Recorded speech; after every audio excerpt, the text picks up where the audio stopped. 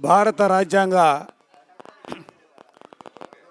ఆమోద దినోత్సవాన్ని పురస్కరించుకొని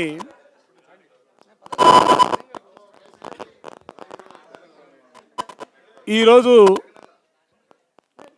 భారతదేశంలోనే కాదు ప్రపంచవ్యాప్తంగా ప్రజాస్వామ్యాన్ని కావాలని కోరుకునే ప్రతి ఒక్కరు కూడా ఈరోజు రాజ్యాంగ దినోత్సవ వేడుకల్ని పెద్ద ఎత్తున జరుపుకున్నటువంటి పరిస్థితులు ఇవాళ చూస్తూ ఉన్నాం. మరీ ముఖ్యంగా వైఎస్ఆర్ కాంగ్రెస్ పార్టీ ప్రీతం నాయకులు జగన్మోహన్ రెడ్డి గారి నేతృత్వంలో డాక్టర్ బిఆర్ అంబేద్కర్ గారు రాజ్యాంగంలో ఏ అంశాలైతే పొందుపరిచారో ఆ అంశాలకు సంబంధించి వాటిని ముందుకు తీసుకెళ్ళడంలో సమాజంలో సమూలమైనటువంటి మార్పులు తీసుకురావడం కోసం పార్టీ ప్రారంభించిన రోజు నుంచి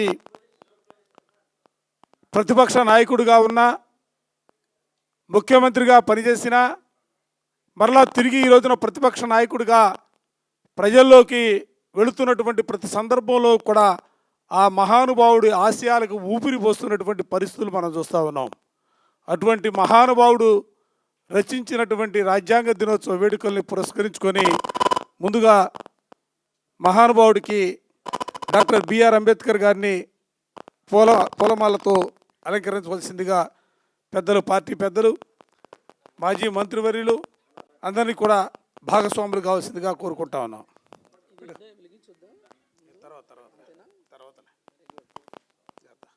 వర్ధిల్లాలి భారత రాజ్యాంగ ఆమోద దినోత్సవం. వర్ధిల్లాలి భారత రాజ్యాంగ ఆమోద దినోత్సవం. జోహార్ డాక్టర్ బిఆర్ అంబేద్కర్. జోహార్ డాక్టర్ బిఆర్ అంబేద్కర్. జోహార్ డాక్టర్ బిఆర్ అంబేద్కర్. జోహార్ వైఎస్ఆర్. జోహార్ వైఎస్ఆర్. వర్ధిల్లాలి జగన్మోహన్ రెడ్డి గారి నాయకత్వం. వర్ధిల్లాలి జగన్మోహన్ రెడ్డి గారి నాయకత్వం. వైఎస్ఆర్ కాంగ్రెస్ పార్టీ జ్యోతి ప్రజ్వలన చేయవలసిందిగా పెద్దలందరినీ కూడా ఎస్సీసీఎల్ రాష్ట్ర అధ్యక్షులు సుధాకర్ బాబు గారిని, మాజీ మంత్రివర్యులు వెల్లంపల్లి శ్రీనివాస్ గారిని, మేరుగు నాగార్జున గారిని, ఇంకా మాజీ శాసనసభ్యులు ఎమ్మెల్సీలు అందరినీ కూడా భాగస్వాములు కావాల్సిందిగా కోరుతా ఉన్నా. ఇంకోటి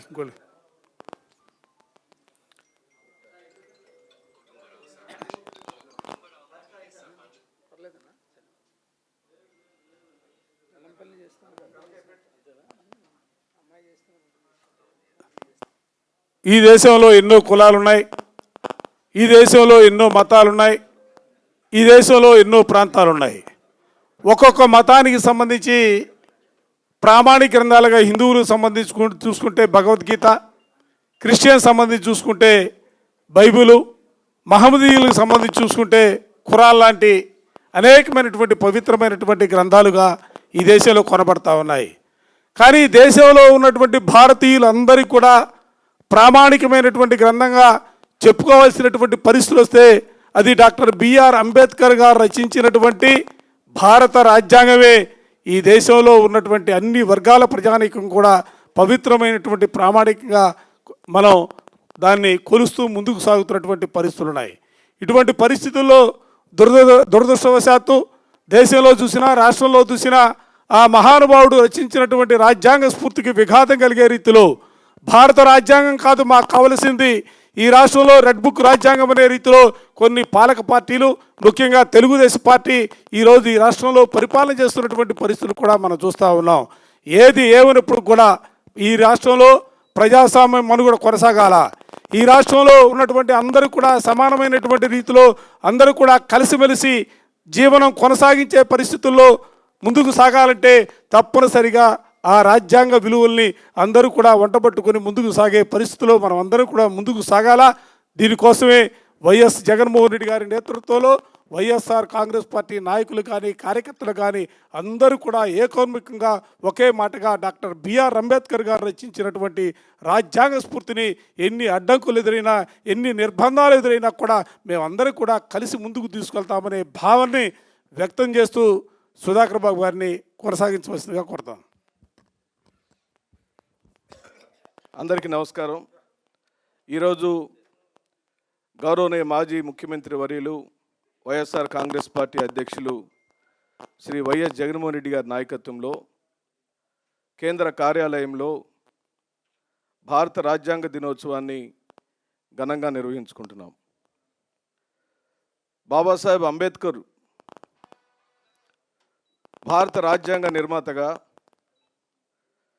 ఆయన చేసిన రచనలతో అందరికీ సమానమైన న్యాయం దక్కాలని, అంతకుముందున్న రాచరిక పరిపాలనలో అందరికీ న్యాయం దక్కట్లేదనేది నిజం, కులం ఉన్నమాట నిజం, మతం ఉన్నమాట నిజం, సామాజిక అసమతుల్యత ఉన్నమాట నిజం.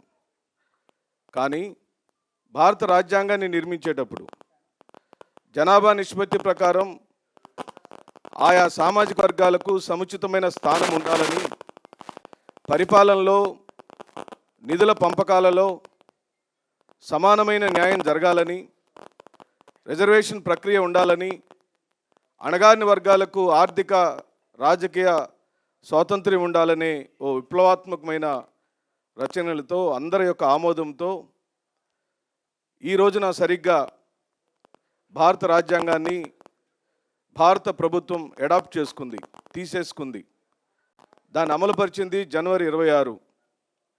ఇంత ఘనమైన కార్యక్రమం రోజున దురదృష్టం ఆంధ్రప్రదేశ్లో రెడ్ బుక్ రాజ్యాంగం ఉంది. చంద్రబాబు నాయుడు ఓ రాచరిక పరిపాలన మళ్ళీ తీసుకొచ్చాడు.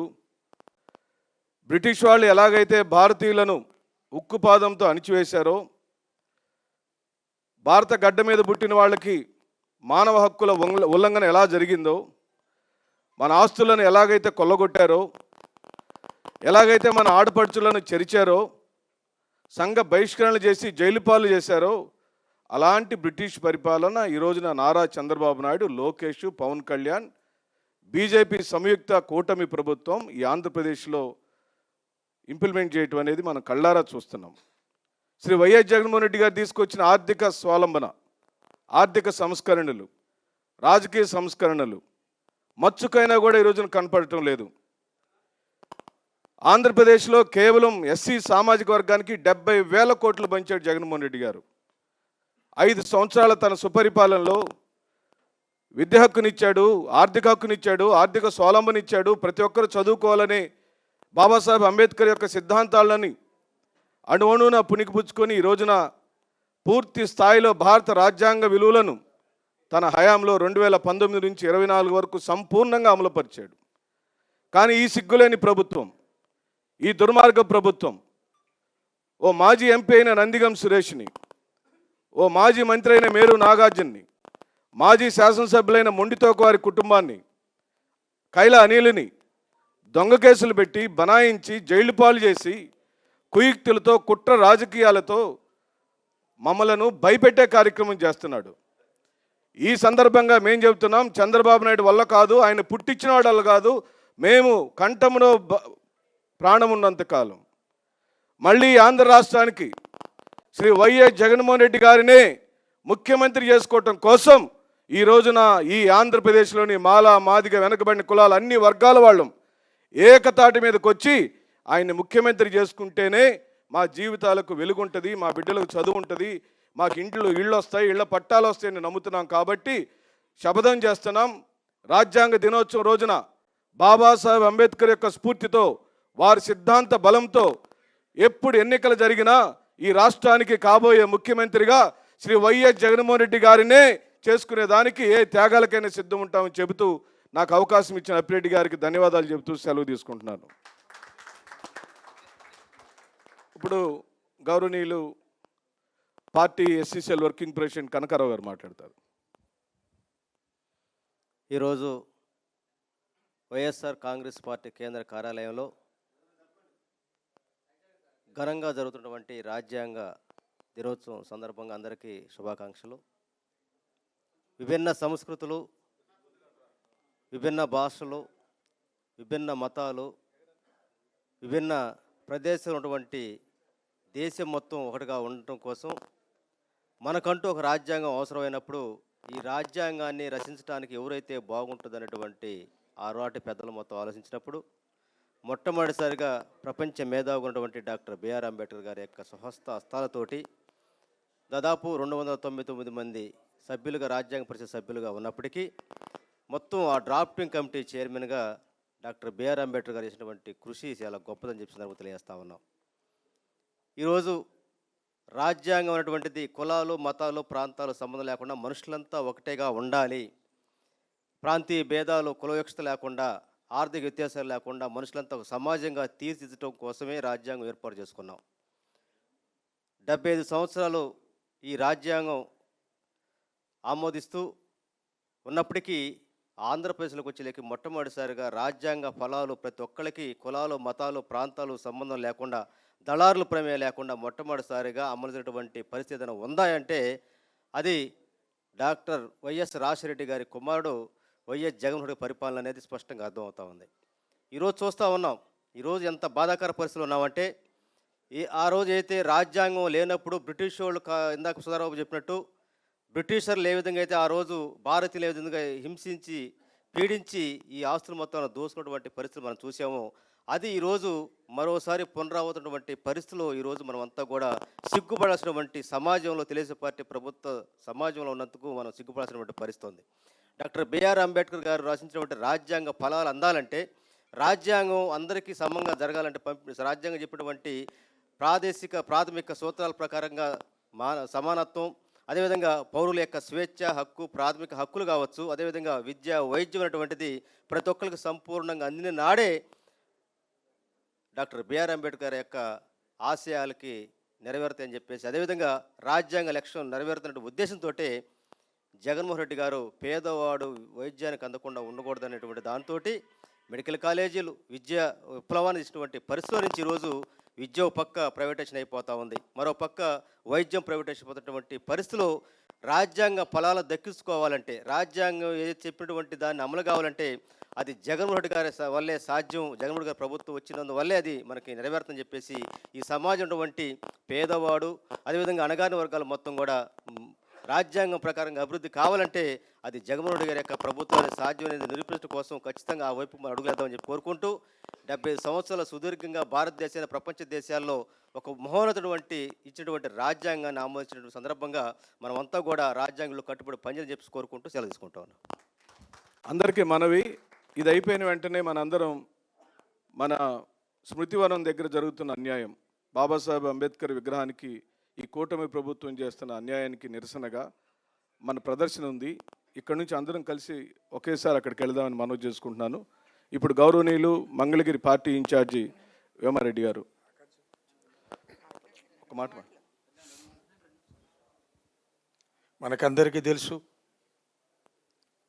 యావత్ భారతదేశం మహానుభావుడు అంబేద్కర్ రచించిన రాజ్యాంగం మీదే మనం అందరం నడుస్తున్నాం.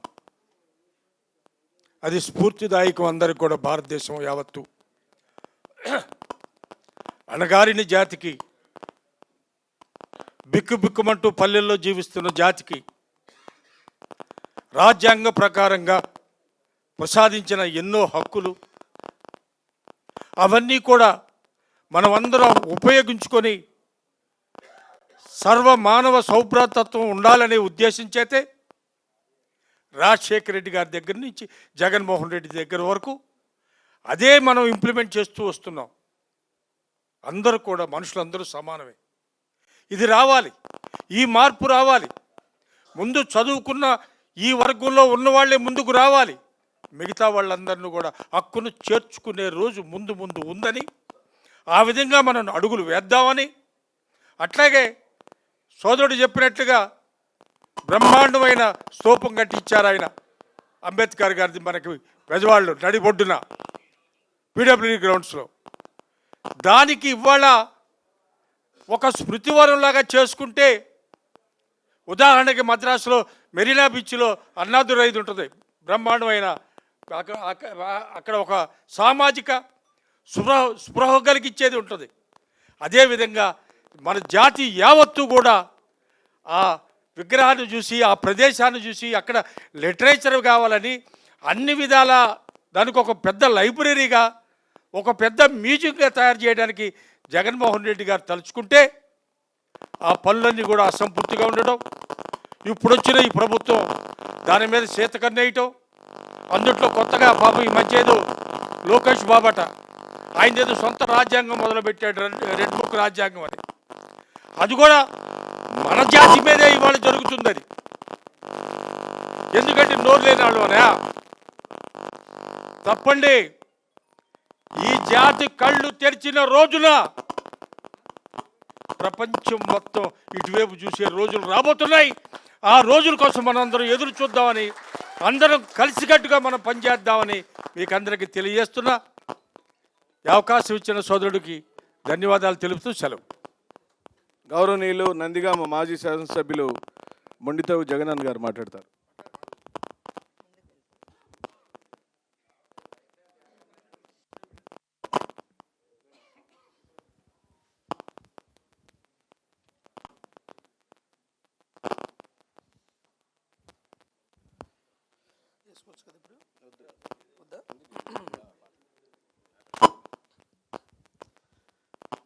అందరికీ హృదయపూర్వక నమస్కారం. ముఖ్యంగా రాజ్యాంగ దినోత్సవం సందర్భంగా నాకు ఈ అవకాశం ఇచ్చినటువంటి వైఎస్ఆర్ కాంగ్రెస్ పార్టీ నాయకులకి అందరికీ నా హృదయపూర్వక నమస్కారం.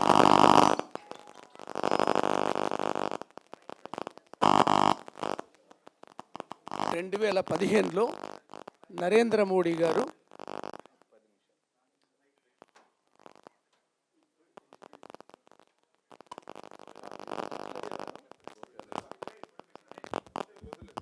Hello hello hello hello 1 2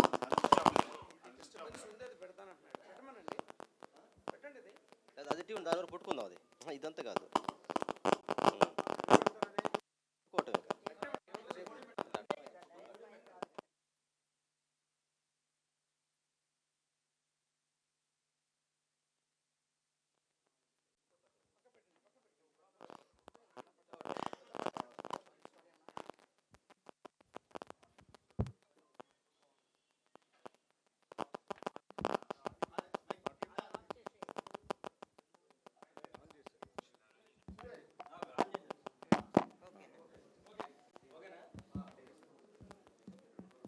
Narendra Modi గారు 2015లో ఈ రాజ్యాంగ దినోత్సవాన్ని తీసుకొచ్చిన సంగతి మనందరికీ తెలుసు. ముఖ్యంగా ఈ రాజ్యాంగ పితామహుడు అంటే డాక్టర్ బిఆర్ అంబేద్కర్ గారు. ప్రపంచంలో అతిపెద్ద ప్రజాస్వామిక దేశానికి ప్రజాస్వామ్యం పరిణవిల్లేలాగా ఈ దేశ ప్రజలందరూ సంక్షేమానికి, అభివృద్ధికి బాటలు వేసే విధంగా న్యాయాన్ని కానీ, స్వేచ్ఛని కానీ, సమానత్వాన్ని కానీ, సౌభ్రాతృత్వాన్ని కానీ అందరికీ అందజేసినటువంటి ఈ రాజ్యాంగానికి రాజ్యాంగ పితామహుడు ఎవరు? బిఆర్ అంబేద్కర్ గారు. అందుకనే రాజ్యాంగ దినోత్సవంగానే కాకుండా జాతీయ న్యాయ దినోత్సవంగా కూడా ఈ రోజున మనం జరుపుకుంటున్నాం. ముఖ్యంగా ఈ ఆఫీసులో వైఎస్ జగన్మోహన్ రెడ్డి గారి వైఎస్ఆర్ కాంగ్రెస్ పార్టీ ఆఫీసులో ఈ కార్యక్రమం జరుపుకోవడం మరింత గర్వకారణం. ఎందుకని రాజ్యాంగానికి కట్టుబడి 5 సంవత్సరాలు పరిపాలన చేశాం మనం. ఏ విధమైనటువంటి డీవియేషన్ లేకుండా స్ఫూర్తితో, రాజ్యాంగ స్ఫూర్తితో ఈ దేశంలోనే ఎవరైనా సరే వన్నె కలిగే పరిపాలన ఇచ్చింది జగన్మోహన్ రెడ్డి గారే. అలాంటి పార్టీ ఆఫీస్ నుంచి మాట్లాడడం ఎంతో ఆనందాన్ని కలిగిస్తుంది. ఇక తెలుగుదేశం పార్టీకి వస్తే అసలు ఈ రాజ్యాంగ దినోత్సవాన్ని జరుపుకునే అర్హత వాళ్ళకు ఉందా? ఎంతోమంది రాజ్యాంగ సభ సభ్యులు అన్ని రకాలుగా, అన్ని విధాలుగా తర్కించి, శోధించి, ముసాయిదాలో అంబేద్కర్ గారి చైర్మన్గా చేసినటువంటి రాజ్యాంగాన్ని కాదని ఒక రెడ్ బుక్ రాజ్యాంగాన్ని అమలు చేస్తున్న తీరు అసలు అర్హత ఉందా? దేశమంతా రాజ్యాంగ దినోత్సవాన్ని జరుపుకుంటుంటే తెలుగుదేశం పార్టీ ఈ దినోత్సవం జరుపుకోవడానికి అర్హత ఉందా, ఆ నైతికత ఉందా అనేది రాష్ట్ర ప్రజలందరూ ఒకసారి గమనించాలి. న్యాయం ఎక్కడుంది? సమానత్వం ఎక్కడుంది? సౌభ్రాతృత్వం ఎక్కడుంది? స్వేచ్ఛ ఎక్కడుంది? గడిచిన కాలంలో మీరు ఎక్కడైనా చూడండి, ప్రజాస్వామ్యానికి రాజ్యాంగానికి స్ఫూర్తిని కలిగించే ఏ అంశమైనా ఈ రాష్ట్రంలో ఉందా? లేదు. ఖచ్చితంగా ఎవరైనా చెప్పగలం. కాబట్టి ఇప్పుడు ఇంతకుముందు అందరూ చెప్పారు, రాజ్యాంగాన్ని మనం ఆమోదించాం, దానికి ఆమోదోత్సవ దినోత్సవంగా జరుపుకుంటున్నాం. అదేగే అడాప్ట్ చేసుకున్నాం, దాన్ని గణతంత్ర దినోత్సవంగా జరుపుకుంటున్నాం. ఇప్పుడు తెలుగుదేశం పార్టీ ఏం చేయాలా?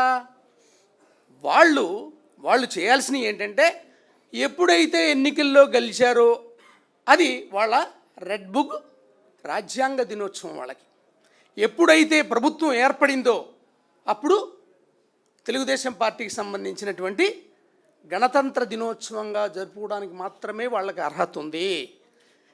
ఇంత పెద్ద ప్రజాస్వామ్య దేశంలో వారు చేస్తున్న పనులు వారే నిర్భయంగా చెప్తున్నారు. రెడ్ బుక్ రాజ్యాంగం అని పట్టుకొని చెప్తున్నారు.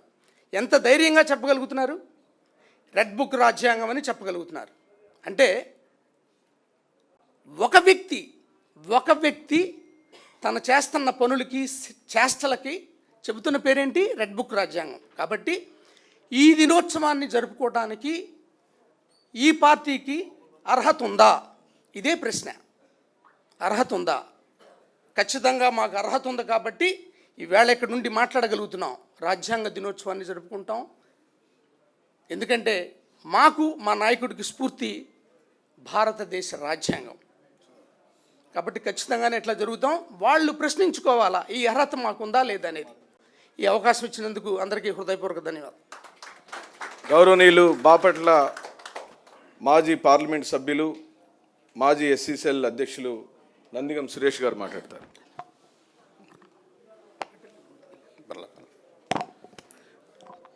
అందరికీ రాజ్యాంగ ఆమోద దినోత్సవ శుభాకాంక్షలు అండి.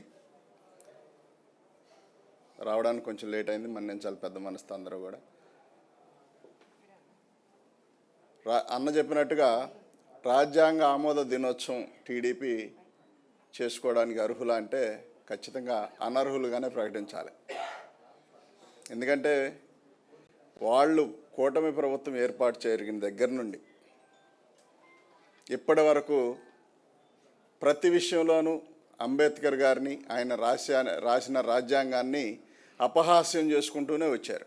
ఇప్పటి వరకు కూడా మోటోడికి మొగలు పువ్వు ఇచ్చినట్టుగా వాళ్ళకి అధికారం చేతికి వచ్చేసరికల్లా ఇష్టానుసారంగా ప్రవర్తించి కొన్ని వ్యవస్థలను చేతిలో పెట్టుకొని సామాన్యులపైన, వైఎస్ఆర్ కాంగ్రెస్ పార్టీ పైన, ఆ నాయకులపైన, కార్యకర్తలపైన ఇష్టానుసారంగా తప్పుడు కేసులు బనాయించి ఇష్టానుసారంగా అరెస్టు చేయించి భావస్వేచ్ఛను కూడా చెప్పుకునే విధంగా లేకుండా, అంటే ఎక్కడైనా ఇది తప్పని చెప్తే దానికి కూడా అరెస్ట్ చేసే విధంగా, ప్రభుత్వాన్ని కనుక మరి ప్రశ్నించితే అరెస్ట్ చేసే విధంగా అనగదొక్కుంటూ ఎన్నడూ లేని విధంగా, దాదాపుగా బీహార్లో కూడా ఎంత దారుణాలు జరిగి ఉండవు నాకు తెలిసి, ఇలాంటి దారుణాలు చేసి ఇవాళ పాలన కొనసాగిస్తూ ఉన్నారు. వాస్తవానికి రాజ్యాంగ విరుద్ధంగానే వాళ్ళు ఇవాళ పాలన కొనసాగిస్తూ ఉన్నారు. అధికారం కూడా అలానే చేపట్టారు. ఎందుకంటే ఇప్పటికే చాలా డౌట్స్తో ఉన్నారు జనమందరూ కూడా.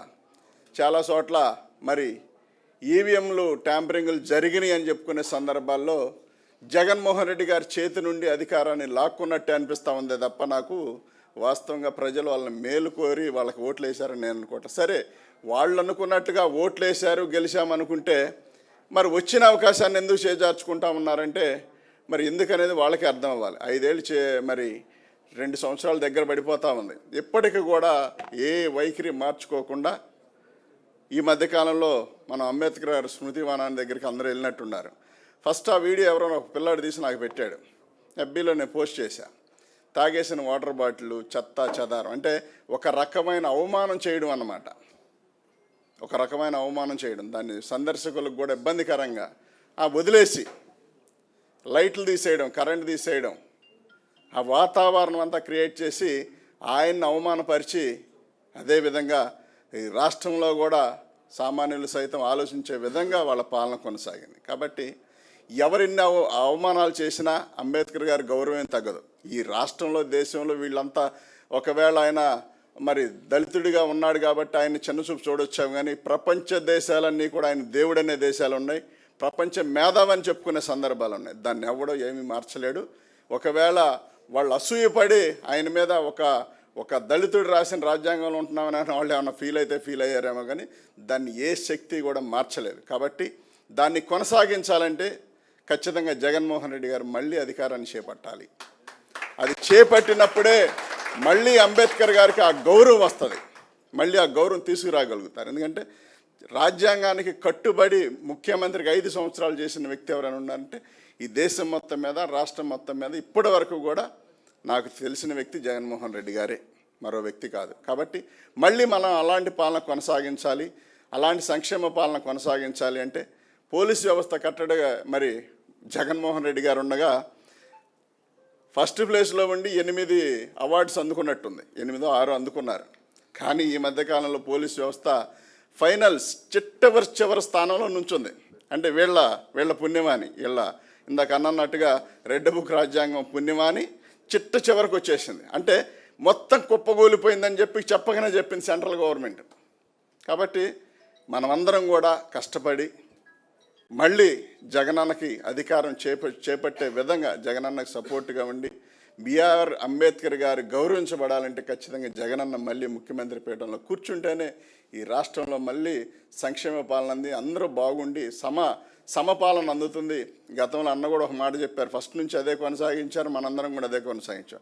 మన పార్టీలతో సంబంధం లేదు, మరి ఎవరొచ్చి అడిగినా అలా ఏ పార్టీ వ్యక్తి వచ్చినా న్యాయం చేయండి అని చెప్పి జగన్మోహన్ రెడ్డి గారు చూస్తే ఇవాళ వాళ్ళు మాత్రం పసుపు కండ వేసుకున్న వ్యక్తులకు మాత్రమే పనిచేయండి, మన పార్టీ కార్యకర్తలకు మాత్రమే పనిచేయండి, మన పార్టీ కార్యకర్తలు ఎక్కువ కేసులు ఉన్నాడు, ఎవడుంటే వాడిని కొట్టాడు, వీడిని తిట్టాడు అనుకున్న వాడికి మాత్రమే మేలు చేయండి అనే విధంగా మరి వాళ్ళు కొనసాగిస్తూ ఉన్నారు. కాబట్టి ఈ దుర్మార్గం అంతమవ్వాలంటే ఖచ్చితంగా జగనన్నను మనందరం కూడా కష్టపడి గెలిపించుకొని మళ్ళీ 29లో పీఠంకి ఇచ్చే విధంగా మనందరం కూడా కష్టపడదామని చెప్పి తెలియజేస్తూ మరొకసారి అందరికీ మరి రాజ్యాంగ ఆమోద దినోత్సవ సందర్భంగా శుభాకాంక్షలు తెలియజేస్తా ఉన్నాను. Thank you. చివరిగా నాగార్జున అన్న మాట్లాడతారు. గౌరవనీయ మాజీ మంత్రివర్యులు, దయచేసి అందరికి మనవి, అందరం ఇక్కడ నుంచి విగ్రహం దగ్గరికి వెళ్ళాలి, అక్కడ మన దేవుడికి నివాళులు అర్పించాలి వైఎస్ఆర్ కాంగ్రెస్ పార్టీ తరఫున, మరియు మన నిరసన గళాన్ని కూడా అక్కడ చెప్పబోతున్నాం. దయచేసి అందరు సహకరించమని కోరుతూ ఇప్పుడు నాగార్జున మాట్లాడతారు.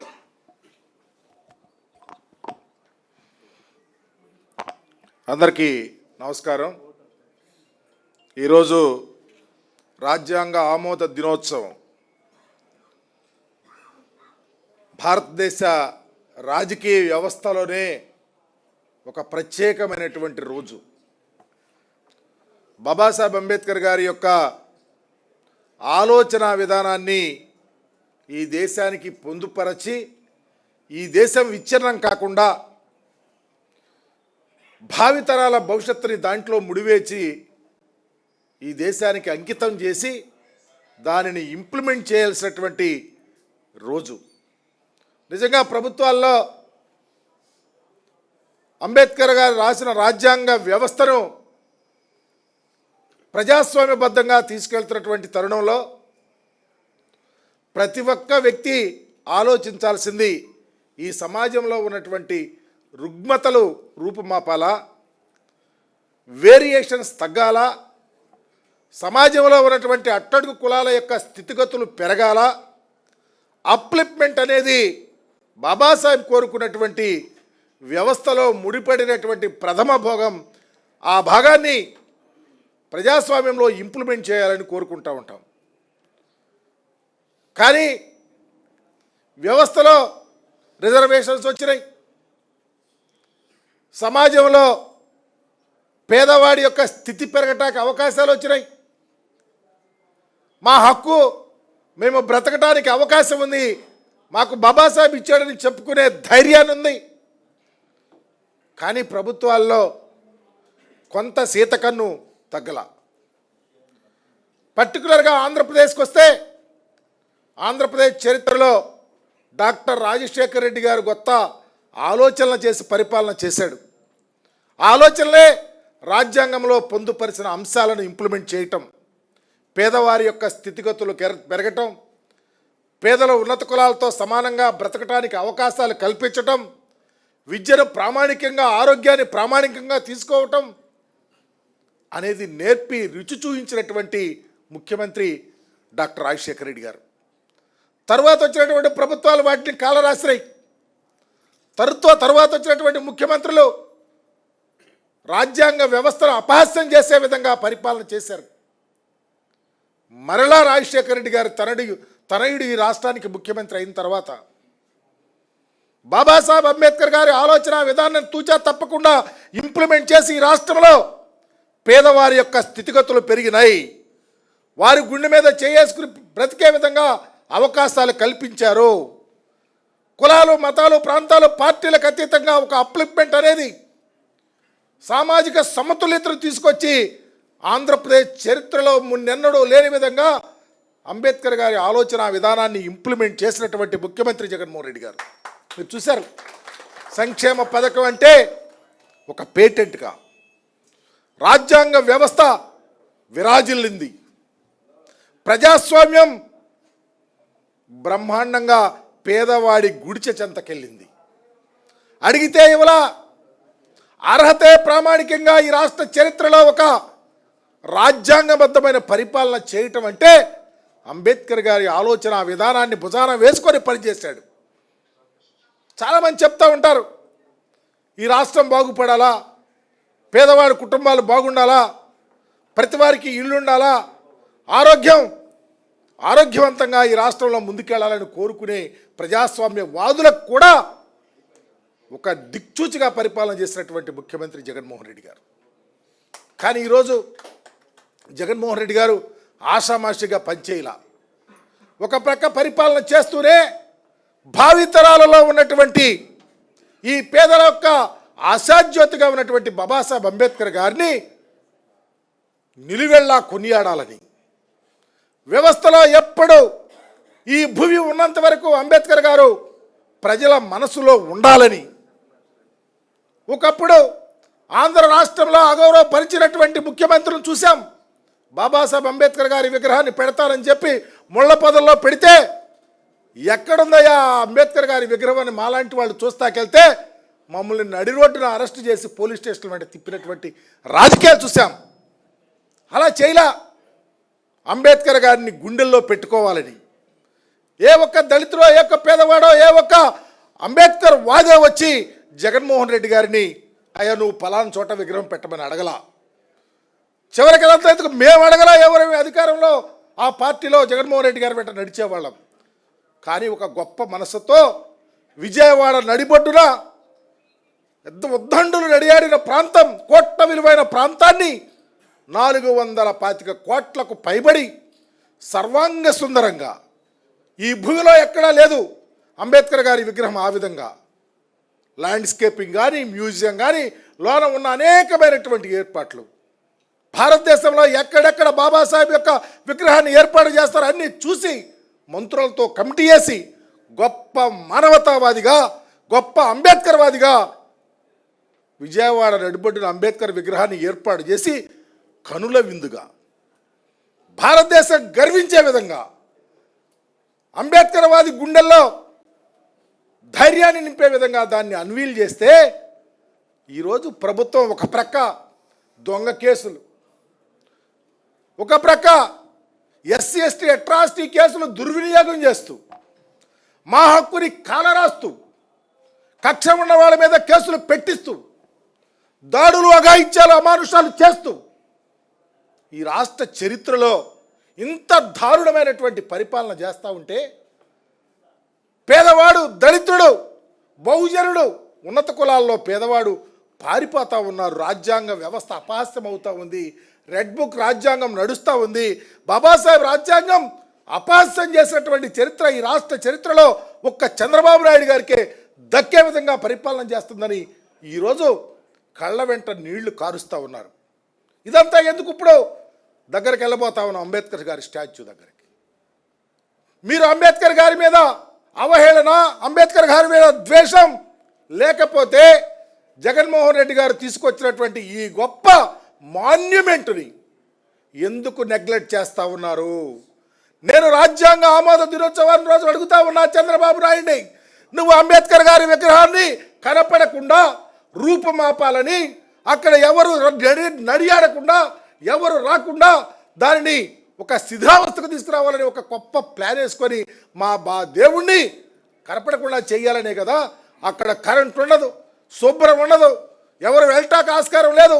ప్రైవేటు వాళ్ళకి ఇచ్చి నీ భావాన్ని, నీ ద్వేషాన్ని, నీ యొక్క ఆగ్రహాన్ని, మా మీద కోపాన్ని చూపిస్తా ఉన్నవే. మా శక్తుల ఆలోచన రేపు ఉరితాడు కాబోతా ఉంది మీ పార్టీకి అని కూడా తెలియపరుస్తా ఉన్నా. ఈ రాష్ట్ర చరిత్రలో మరలా అంబేద్కర్ గారిని భుజాన వేసుకొని జగజ్జీవన్ రావు లాంటి ఆలోచనలు తీసుకొని ఈ రాష్ట్రంలో పరిపాలన చేయగల సత్తా ఉన్నటువంటి రాజకీయ నాయకుడు జగన్మోహన్ రెడ్డి గారిని చెప్తూ వారిని ఈ రాష్ట్రానికి మరలా ముఖ్యమంత్రి చేసుకోవాలని తెలియపరుస్తూ బాబాసాహెబ్ గారు రచించినటువంటి రాజ్యాంగ వ్యవస్థ విరాజిల్లాలని, రాజ్యాంగ ఆమోద దినోత్సవం రోజులు ఎంత మంచిగా వచ్చిన సోదరులందరికీ పేరు పేరున నమస్కారాలు తెలియపరుస్తూ వైఎస్ఆర్ కాంగ్రెస్ పార్టీ ఒక బలమైనటువంటి శక్తిగా ఈ రాష్ట్రంలో భావజాలాన్ని, బాబాసాహెబ్ భావజాలాన్ని ముందుకు తీసుకెళ్తుంది. కాబట్టి అందరూ మీ జగన్మోహన్ రెడ్డి గారి వెంట నడవాలని కోరుకుంటూ కార్యక్రమాన్ని జయప్రదం చేయవలసిందిగా కోరుతా ఉన్నా. Thank you.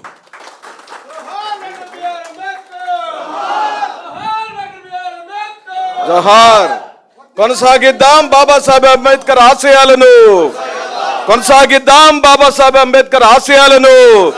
జై జగన్, జై జగన్. కాపాడుకుందాం బాబాసాహెబ్ అంబేద్కర్ విగ్రహాన్ని, కాపాడుకుందాం బాబాసాహెబ్ అంబేద్కర్ విగ్రహాన్ని. ముఖ్యమంత్రిగా వైఎస్ జగన్మోహన్ రెడ్డి కావాలి, కావాలి, కావాలి, కావాలి, కావాలి, రావాలి, రావాలి, రావాలి, రావాలి, రావాలి, రావాలి. జై భీమ్.